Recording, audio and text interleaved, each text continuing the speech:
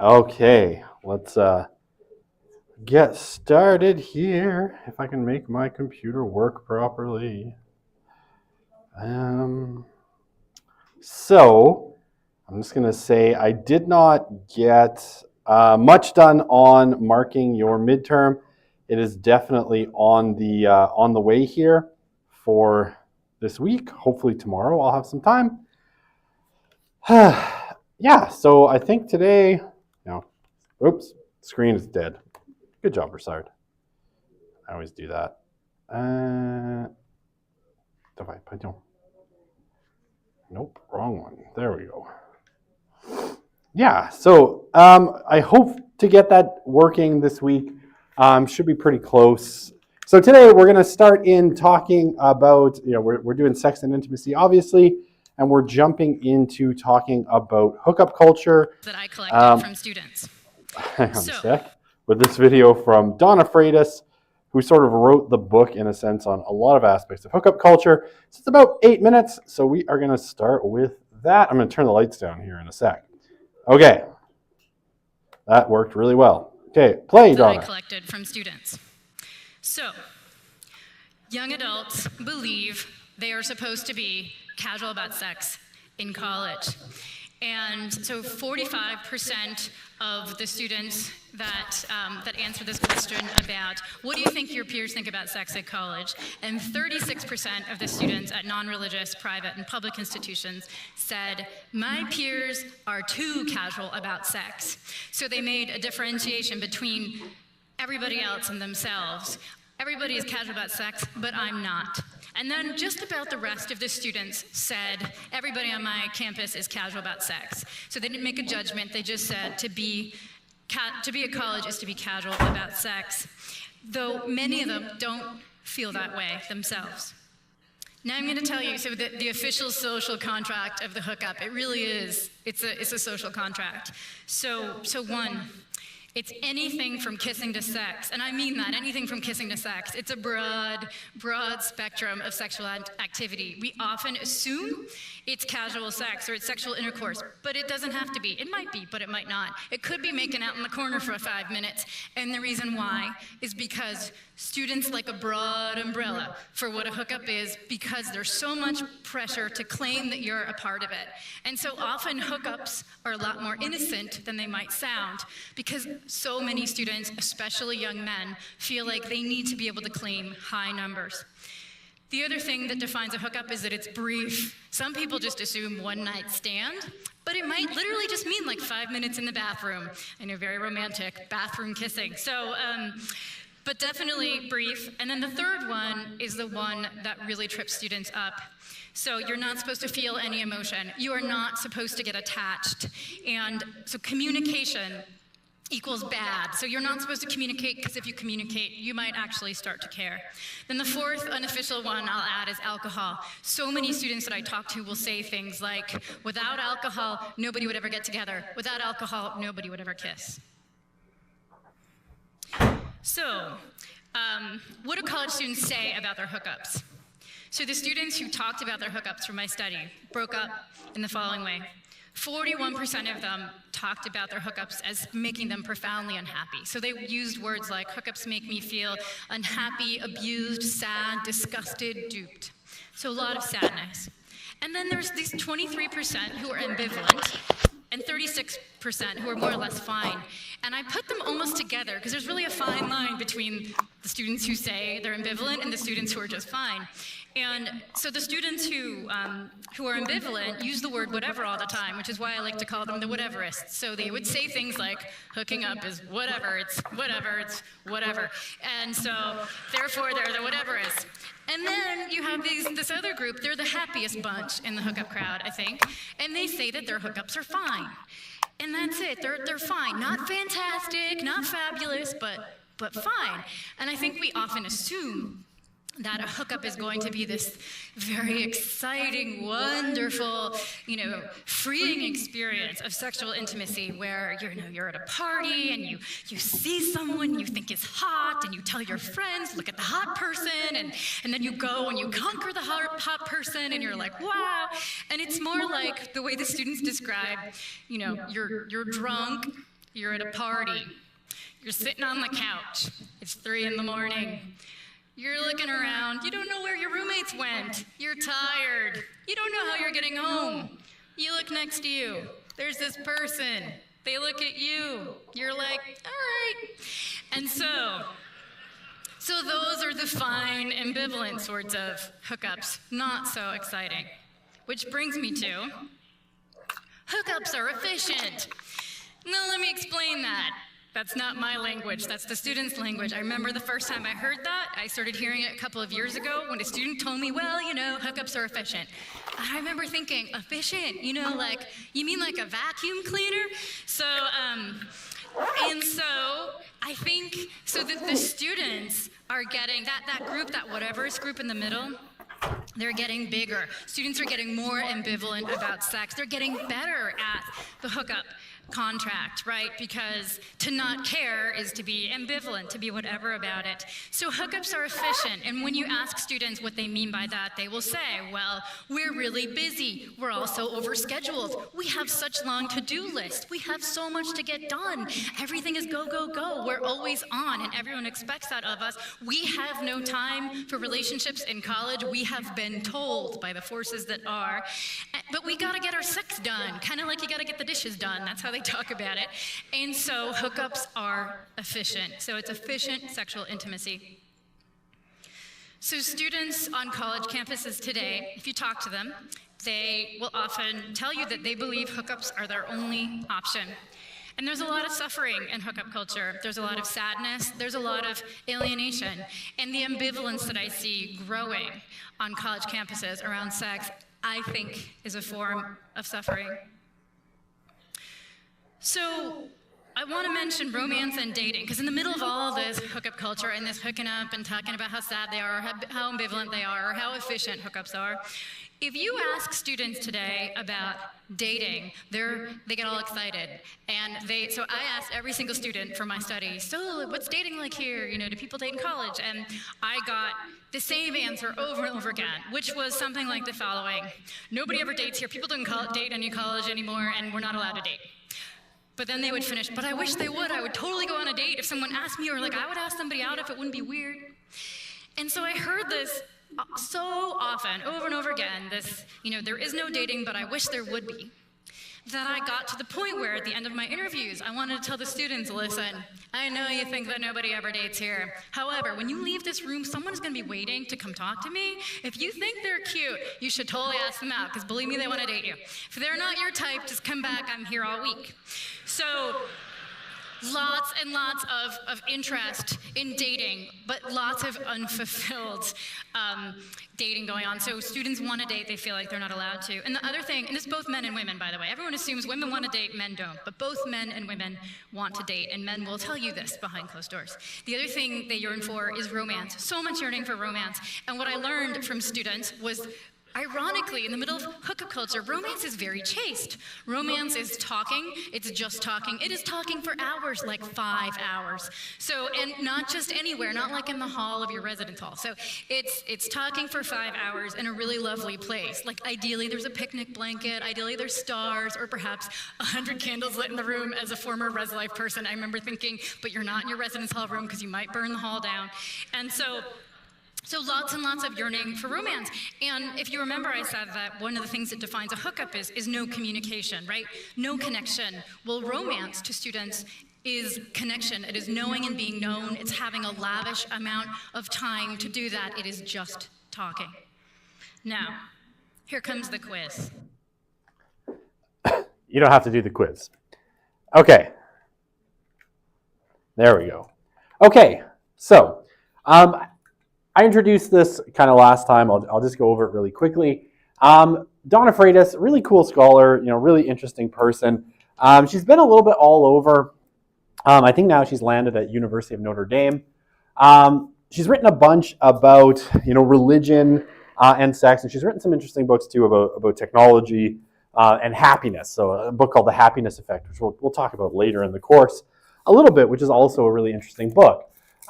This data that she's talking about on hookup culture mostly comes out of, the two books here, Sex and the Soul and The End of Sex. which she wrote in the mid-2010s, so about 10 years ago now. The data based on 1,230 surveys of students at 4 different college types. So your evangelical colleges, your Catholic colleges, your non-religious public. So a place like, University of Ohio would be non-religious public, right? Some place like state colleges in the US, typically non-religious public. And then non-religious private, somewhere like Harvard, Stanford, or these places that are non-religious, but they are private colleges. So the US has these weird sorts of brackets.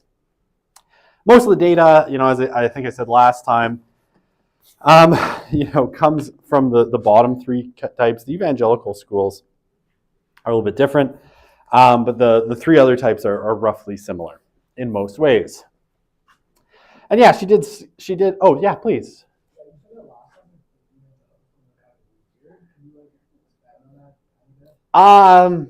Sure.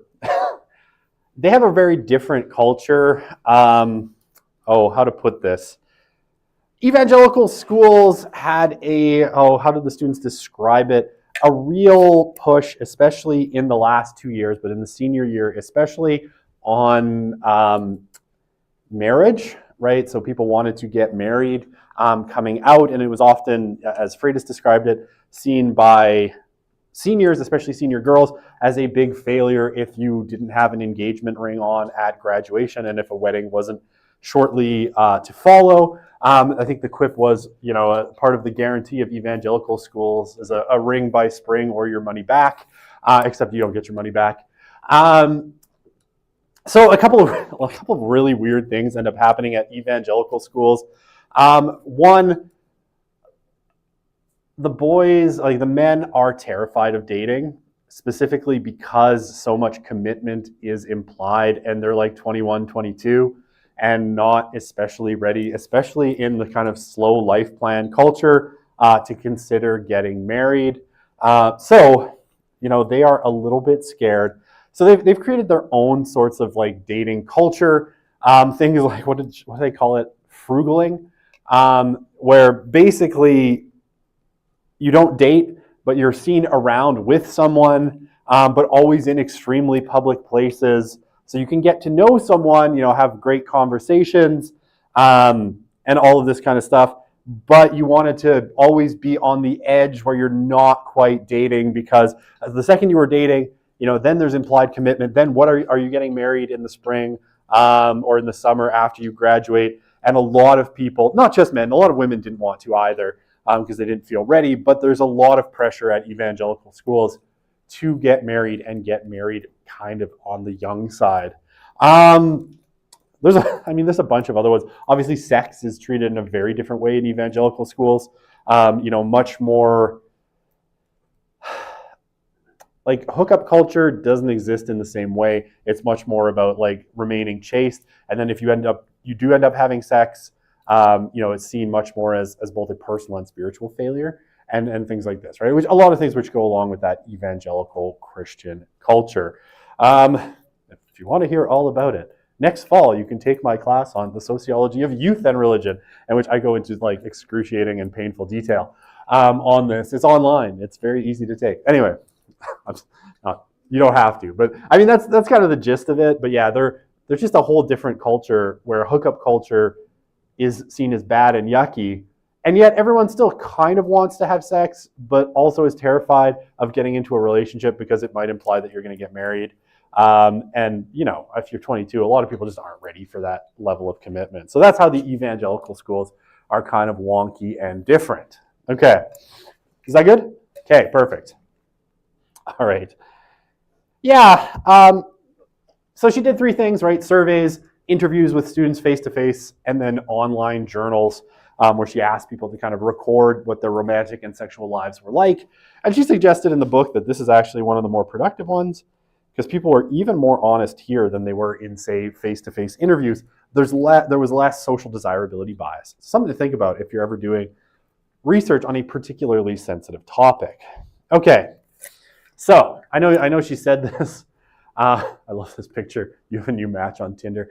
Okay. I know I've never used Tinder, and I never will, God willing. But I imagine it's a hive of scum and villainy. That's everything I've heard from friends who've gotten divorced and then went on Tinder and they were like, it's icky. Okay, so this is the social contract of the hookup. So in a lot of ways, this is really informal, right? When we say the social contract of the hookup, it's a very informal set of rules that everybody seems to more or less abide by and understand. But it's not like, you sign, you're like, I am going to enter hookup culture. Here's my signature on the social contract, right? But everybody seems to understand that these are the rules. All right, so the hookup is construed in a very, very broad way. So anything from, as I think she said in the video, making out for 5 minutes in the corner or in the bathroom, all the way to, the one night stand, hooking up, having sex, all that stuff. Now, what she kind of suggests in the longer work she's done on it is that this is principally for the benefit of men, right? This kind of construction, because there's still, especially for young men, kind of a broad social cachet that comes from having a large number of hookups, right? So when someone says, on Sunday morning after the party's on Saturday, oh yeah, I hooked up with this girl. Now he may very well mean that he made out with her for 5 minutes at 3 a.m, kind of like what Donna Freitas suggests, and then they both went home and had no further contact. That very well could be what is sort of implied by hookup in this context. But socially, that gives him, in the perception of his peers, one woman that he has had some kind of sexual encounter with, a notch on his belt, a +1, or, I don't know, whatever you want to put it.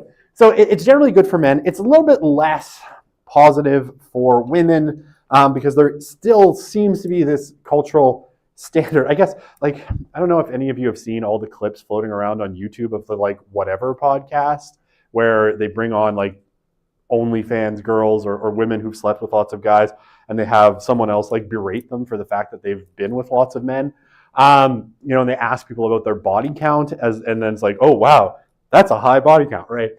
So we still have this guy. Look it up. It's really terrible. It's just awful. And the podcast goes on for 4 hours. And I'm like, why did you sit there and get berated by this idiot for 4 hours? I don't understand.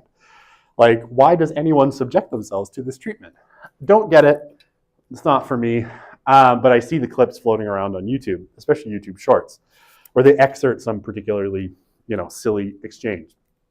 But for women, right, the body count seems to still hold a kind of general social negative, right? Where it's a hookup, you hooked up with 10 people, that's going to be, relatively high and bad. But for men, it still has a social cachet. So they've constructed the idea of the hookup very broadly, right? So you can say you hooked up with someone, implying that you had sex with them, even if you didn't. Okay. The other one, and I think this is super interesting as well, is the brief and therefore efficient, right? The hookup is meant very much to be brief and efficient. And as she says, to get your sex done like you would do the dishes. This goes to, I think, the stress that we see in young people, the multiple kind of demands that they're facing, work and school, and anything else that they might have, and an increasing feeling that they don't have time for relationships, right? That they don't have time to, especially in the college years, get into a serious relationship. So this really plays into, kind of what I've talked about a little bit earlier in the class. I don't know if I can write it. That relationships, in a sense, especially the serious ones, for most people, are something that you do once you've put all those other blocks of your life in place, right? So it is a, sort of the crown at the end, the capstone, right? The serious relationship, the marriage, the kids, if we talk about millennials, the volunteering, all those things, it's the capstone. In college, right, you still want to have sex, increasingly less, I guess, if we look at the statistics, but some large percentage still wants to be sexually active. But the relationship is seen as too time consuming, right? To really get to know someone, all of that stuff it's expensive in time and it's expensive in resources, both of which college students tend to suspect that, or tend to feel they're short of. So hookups are a way of getting sex in without having to, expend a lot of time and energy resources. So that's where they are seen as useful to, this is principally on millennials, but I suspect it's the same for Gen Z. Okay, I'm going to put a star next to this one. Feel zero emotion so you don't get attached. This seems to be a really big part of kind of the hookup culture in general, right? That you are not, what's the term they use? Catch feelings? You're not supposed to catch feelings, right? Because catching feelings is going to lead you into this expensive, complicated, time-consuming relationship nonsense. I'm paraphrasing or spitballing. I don't think that's true. But catching feelings, right? And I love the pathologized language. It's like you catch feelings like you catch a cold or an STD. It's bad. So in hookups, you're supposed to have zero emotions. It's just supposed to be about having sex or whatever, making out. And you're not supposed to get attached. And this includes things like no contact, right? You're not supposed to reach out to the other person the next day. You're not supposed to make a big deal about it. Right? You might, if you really, if the vibe was really good, you might move into something like recurrent hookups, what you might call friends with benefits, where people might hook up repeatedly, but you're still not supposed to develop feelings. If you develop feelings, typically what happens in the kind of social script that's attached to hookup culture is the person who has not developed feelings basically, ghosts the other person and cuts off contact and stops answering and moves on to their other hookups, right? So that's part of the efficiency, right? The zero emotions is part of the efficiency. Emotions aren't efficient. They are inefficient. They force you to get into relationships and care about the other person and not just, go in, have sex and move on. They force you into a kind of different mode of relationships. Okay. And then the last one, alcohol, the unofficial one. Although you can put weed in there, right? Marijuana is bad, but weed is also kind of part of this culture. So it's unofficial, but basically when you talk to people, they'll say, if people weren't drinking, no one would ever hook up around here. Why? Because, alcohol and weed, they are sort of, I don't want to say social lubricants, but they kind of are, right? They reduce inhibitions in major ways. And so while you might not ever want to, make out or have sex with a random person that you just met that you know nothing about, once you've kind of taken off some of your natural inhibitions with alcohol or with some kind of narcotic, it's a lot easier to engage in hookup culture. But basically the admission for most people is no one would hook up if it weren't for some kind of alcohol or drugs. Yeah, and again, just to kind of stress what she said, when we talk about, hookup culture, 41%, so 2/5 are unhappy with it. They don't like hookup culture, but they don't see a way out. 23% are the whateverists, and she said, the line between these two is very thin. So, somewhere in the range of 64% or 2/3 are like, whatever, or I hate it. And then about a third, a little over a third, are more or less fine. And again, just to stress the fine, they're fine with it. Not happy, not ecstatic. It's okay. Yeah, a Moog. A lot of them do. Some of them will exit hookup culture as well, but a lot of them at least have experienced it and just don't like it. But and we'll get to this. They don't really see another way out because one of the things what's my next slide? Okay, so one of the things that's happened is ultimately, do I talk about it on this slide? Kind of. One of the things that's happened is that the social scripts about relationships that existed for past generations, so particularly the silents, the boomers, and Gen X, with millennials and then Gen Z, have started to be replaced by a different social script. So what we used to have was a dating culture, right? And if you go back to, even if you go back to what we were talking about at the beginning of the course, right? There was a very specific script that people went through in college, right? Not Freitas, Twenge talks about it in her book, For the Silence. It was you meet someone, especially for men, they join a fraternity, they get a fraternity pin, they pin their girlfriend, so they give them their fraternity pin to show that they're in a relationship. Once they've given them their fraternity pin, the engagement follows soon after, and then a few months after, they graduate from college, marriage, and then family and kids, right? That was the dating culture, right? It was a very, specific way of doing things. Yes. So that specific like fraternity pin, that's very specific to the silence. Dating culture gets a little bit looser with the boomers, and a little, there aren't as many formal steps like acquire a fraternity pin girlfriend, engagement, like with the boomers and Gen X, it got a little bit less formal in terms of the steps, but that basic kind of script sort of follows, right? Meet someone, date them, engagement, marriage, pretty quick succession, right? And there's, pretty clear rules on how appropriate it is to date someone before the other things happen. And if you're taking too long, right, there's social consequences.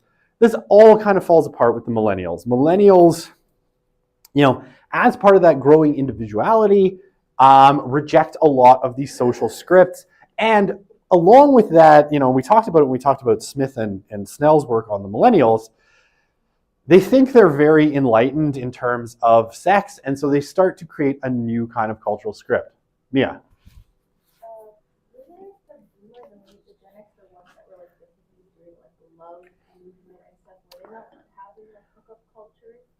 So it would not be hookup culture in the way that we typically think of it today, right? So it's not just like this emotionless sex that you just meet someone at a party.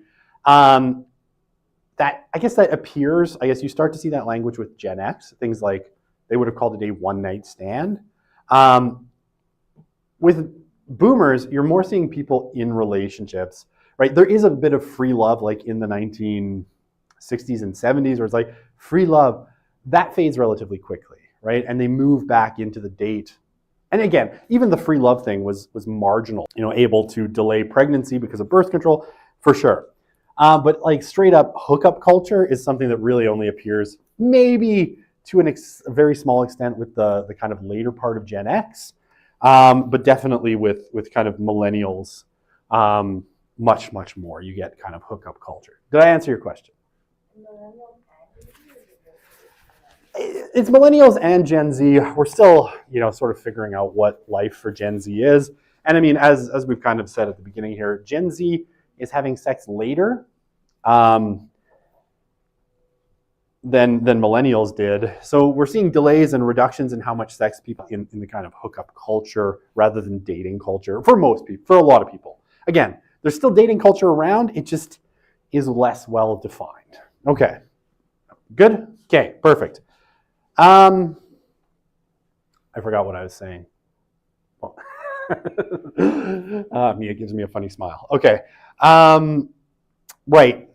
Dating culture in a lot of ways has been superseded in the college years, especially, and increasingly with the advent of hookup apps by hookup culture, right? Where you find short-term, partners, often, just a single hookup, a single sexual encounter to sort of meet your sexual needs and then basically move on again with no expectation of anything, no emotions, all of that fun stuff. You can't see it well because I cut off it, but it's, I'm catching feelings. This has to stop as quickly as my diet did when I saw cheese fries, is what that says.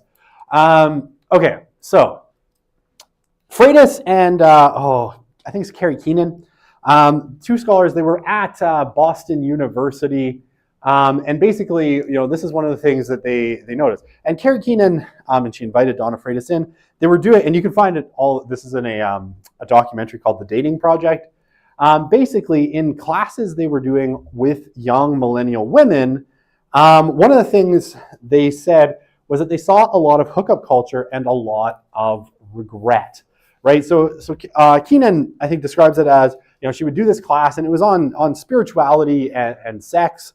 And basically, it was a small class, like 8 people. And so they would have kind of their weekly roundup of what was happening to them. And a particular moment came in spring break, right? So people went off for spring break.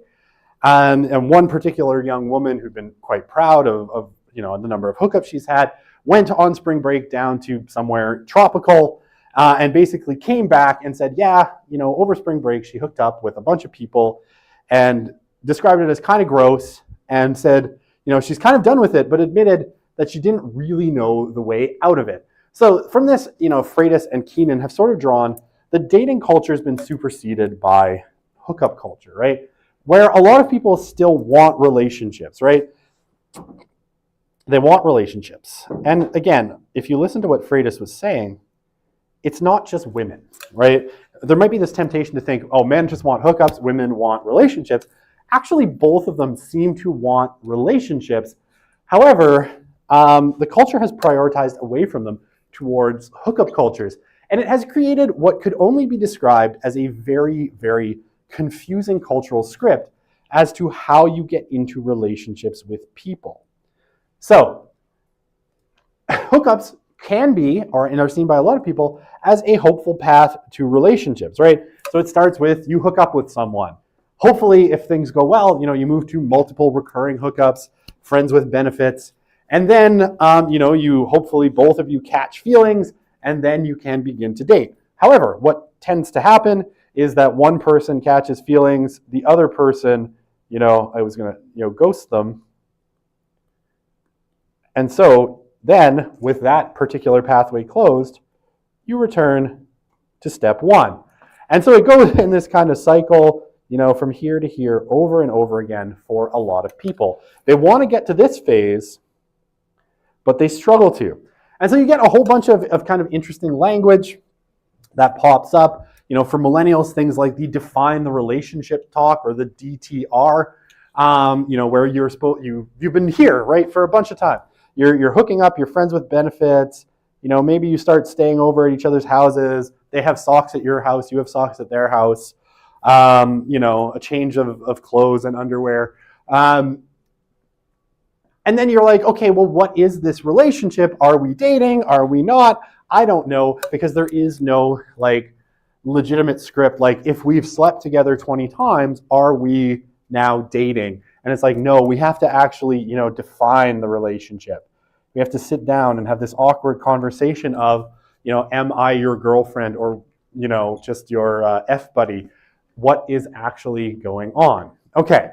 So, yeah, we get all sorts of new vocabulary out of this, kind of pioneered by the younger millennials, in trying to define what is going on. But the important thing to know, right, dating culture and this very clear cultural path. It's like, okay, if you've done this, then you're in this kind of relationship, and you don't have to, and you don't really have to worry about it as much. Okay. So, now, what Freitas will suggest, and this is Carrie Keenan as well, is that one of the biggest problems is that people don't know how to date anymore. Right now, okay, this little infographic, very interestingly, is out of Duke University, right? So it's a big, I guess, formerly it was a Methodist college. Now it's very secular. One of the big kind of quasi-Ivy League schools in the US, very prestigious, and they're complete douchebags, every single person who goes there. I've been to Duke, not as a student. I've been to Duke on several occasions. They're jerks about everything, I swear. Okay, so, right, what Freitas suggests is people want to date, but they don't know how. So they don't. They hook up and they go through all of this nonsense, right? Trying to figure out the pathway to a relationship through hookup culture. Again, some people will make it, some people don't. And a large percentage don't like it, but they don't see another path. Okay, just this little infographic. Right, so this is not a huge amount, but 622 students on a Duke survey administered in spring. 76% said they wanted to be in a relationship. So 3/4, want to be in a relationship. How many are actually in a relationship? 39%, right? So less than half are in a committed romantic relationship, which isn't bad, right? 39%, almost 40% isn't bad. It's 2/5. It's a decent amount. 75% of them say they hook up one or fewer times per month, right? So once or presumably 0 times a month. 67% of them say they would never engage in sexual acts outside of a committed relationship. So that's definitely a lot that don't want to participate in hookup culture. But what I think is really interesting here is, would you feel comfortable asking someone out? 25% of women say, so 1/4 of women say they would be comfortable asking someone out, and less than half of men.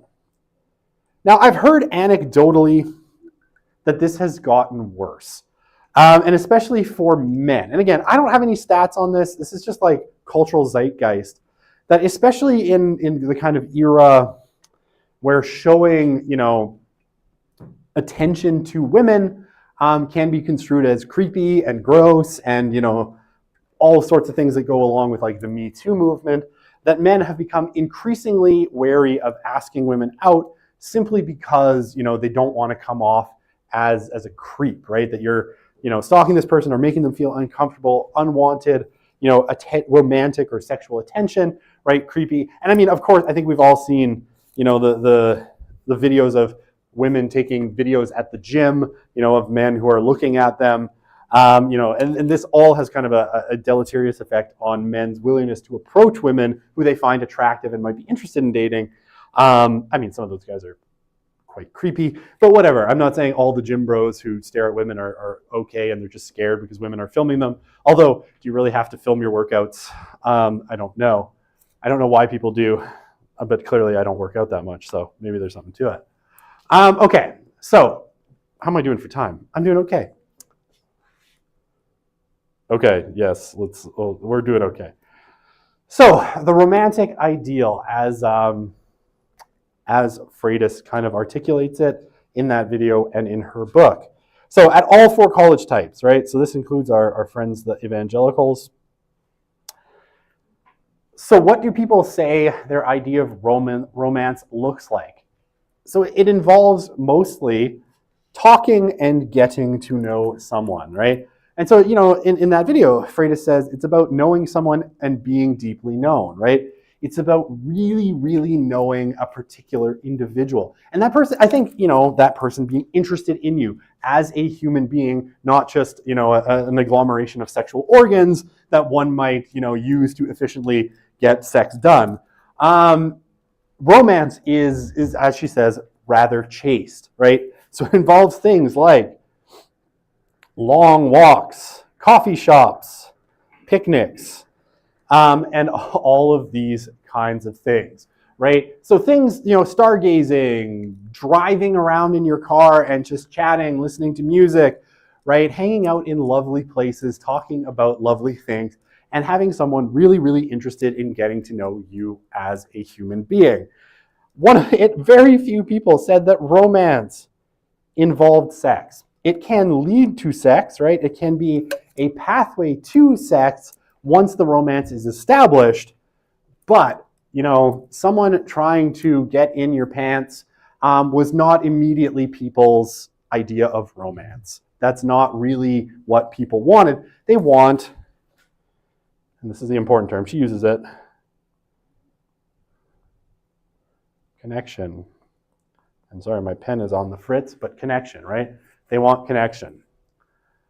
Okay, some minority said it still involved kissing, but typically not like furiously making out in the corner, groping each other, and all of those things that you might think of as hookup culture, but like a kiss goodnight, right? A little bit of kissing for two people who are deeply attracted to each other and have gotten to know each other, but not like, just a pathway to saying, yeah, I hooked up with that chick brawl.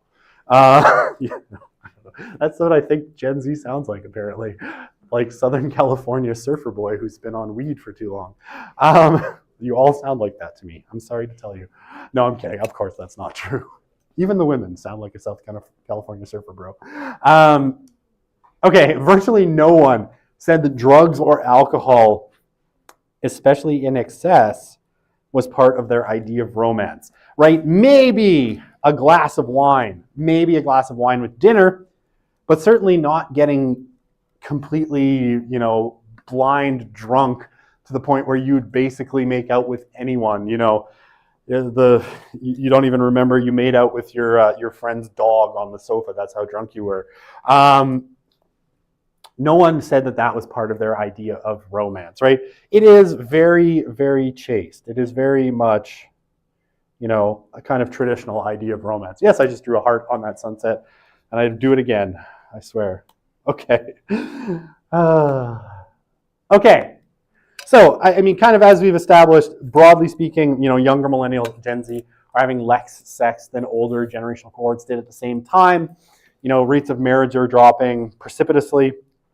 And even rates of non-married cohabitation haven't risen, right, a whole lot. So there's a lot of people just not kind of engaging in sexual activity in this kind of cohort, which suggests, again, that there's something, there's a couple of possibilities, right? It's the slow life plan. People are growing up so much slower, and you have this really extended adolescence where people are young. It not only I'll say Twenge says this at times, like an 18-year-old today is like a 14-year-old was back in the 90s, right?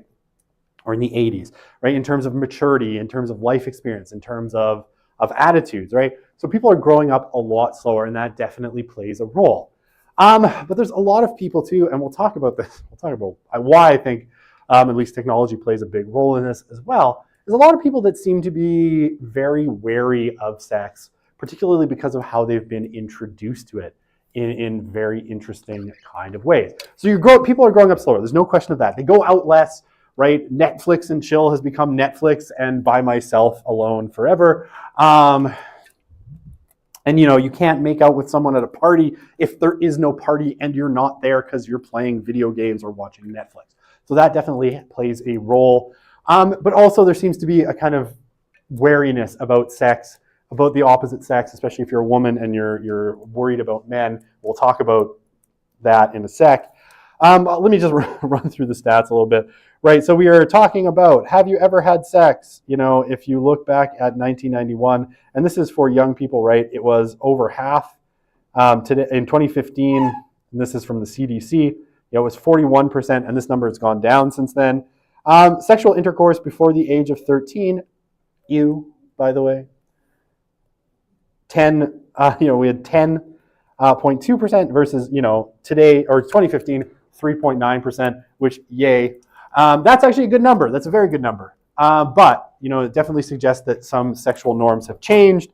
Had sexual intercourse with 4 or more persons, right? This number has decreased as well, from 18.7 down to 11.5%. Are you currently sexually active? Not a huge change, right? Just over a third here and just under a third here. And condom use, condom use has gone up. I mean, it kind of peaked around here, right around 2003, 2005, and has been kind of on a little bit of a decline since then. And there's definitely, in the kind of discourse, and it seems to be driven by pornography and the way pornography portrays sex, an increased reticence to use condoms, but, we could talk about that later. Okay. Yeah, this is from Gene Twenge's book, right? Despite being the Tinder generation, more millennials than ever had no sexual partners since age 18. So percent of U.S. adults with no sexual partners since age 18. And you see, right, in the 20 to 24 cohort, it was pretty low. and it, basically about doubled by the late 90s. And percentage of U.S. teens 26 to 40 years old who have had no sexual partners in the last year, and we saw some of this data, right? This has jumped considerably as well, right? From down around 6.5% to just about 12%. So again, roughly doubled in since the end of the 1980s. And then, the gray is where you have your millennial cohort, principally. Okay, maybe that's a good spot to, yes, that's a good spot to leave it. We're going to open the next class with this slide. Just start. Nothing but the word pornography. All right, let's start with there. It'll be fun. I'll tell you some stories about how this slide in particular, I think, caused 8 people to have a heart attack one time. And I will we'll see you on Wednesday. Okay, have a good one. All righty.